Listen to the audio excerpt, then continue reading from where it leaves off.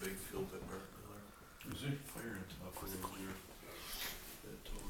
There was a fire out there. Bless you. Thank you. Hi. Today I am going to talk about Point Beach and Rowley Point. My question for you is, where can you enjoy 6 miles of sandy beaches with your family,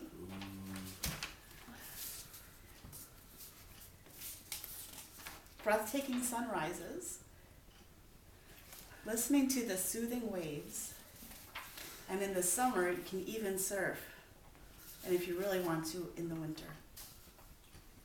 Point Beach, right here in Wisconsin. It's nice and cheap. First thing I'm going to do is I'm going to talk about the history of Point Beach and Rowley Point, the lighthouse, and I'm going to talk about how it went from just a lighthouse to 2,900 acres of state forest.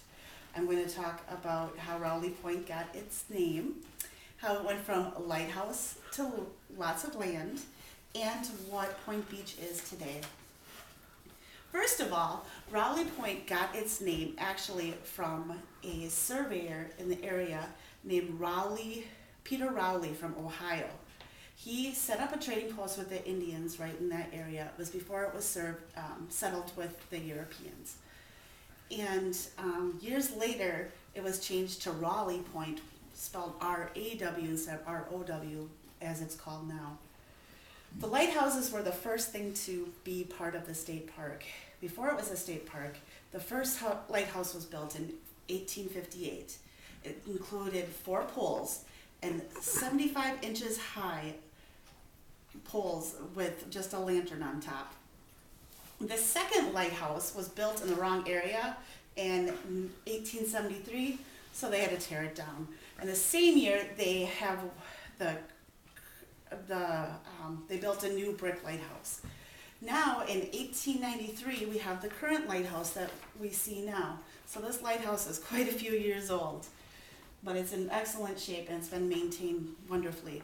This lighthouse is actually brought up from the Chicago's World Fair, where it was part of the French exhibit. So, and it wasn't until 1920 before they had electricity. Before that, they just had a lantern to guide the boats into the harbors. So if you ever get a chance to see this, this is really neat to see. This is a picture taken from the beach, and this house is actually, people live in it. It used to be the lightkeeper's house. So next I'm going to talk about the land. The land started out as a game preserve in 1914. It was called the Frank Kaufman Game Preserve. It was just north of 2 rivers, so it was at the edge of where Point Beach is now. After that, in 1937, 280 acres were acquired for the state forest. 80 of the acres were from the lighthouse. The U.S. government actually owned lighthouse land, so they took that land and made it into part of the state park. That's when Point Beach really got started as the state park, because in 1938, Manitowoc County Board purchased land and transferred it to the state to develop the park. The land only cost at the time $9,500. I'd like to buy some land of that size for $9,500 of these days.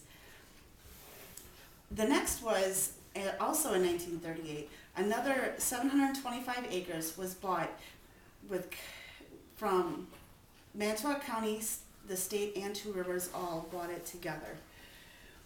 The state park started to take shape finally in 1939.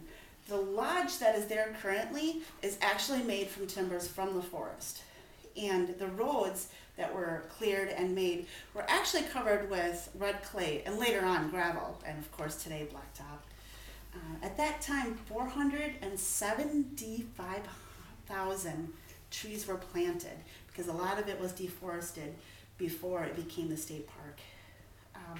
In 1940, finally, the administration building was finished. And now they have a new building that's really neat. It was built in 2002, where it's a welcome center. You can get all the information and that. Actually, the original lodge and administration building, they have they call it the warden's quarters. The current warden doesn't live there, but the one just a couple years ago lived actually in this wood building. So that brings us to 1,400 acres of land owned by the state by 1944. That's a lot of land for that little bit of, for one state park. And that's why Wisconsin actually has one of the best state park systems and have won many awards for them. Now for Point Beach today, there's 5 trails. One of them is a bicycle trail, and it's named after the original Peter Rawley, and it's called Rawley Point Bicycle Trail. There's 2 hiking trails, 1 snowmobile trail, and 1 cross-country skiing trails. There's 127 campsites. As I said earlier, 6 miles of wonderful pristine beach and 2,900 acres of land. All of it is highly forested, and if you've ever been there, you can really appreciate it. There's a picnic area, and also the land is open for hunting. The light from the lighthouse, because it's still a working lighthouse, can be seen from 28 miles away. So it's still a good beacon at the night. So what I've gone through is I've gone through the history of both Point Beach and Rawley Point, and I have gone through how it's gone from lighthouse to adding land to where it is today. So the next time you're looking for a beach vacation, check out Point Beach State Park. It's rich in history, rich in fun, and easy on the pocketbook.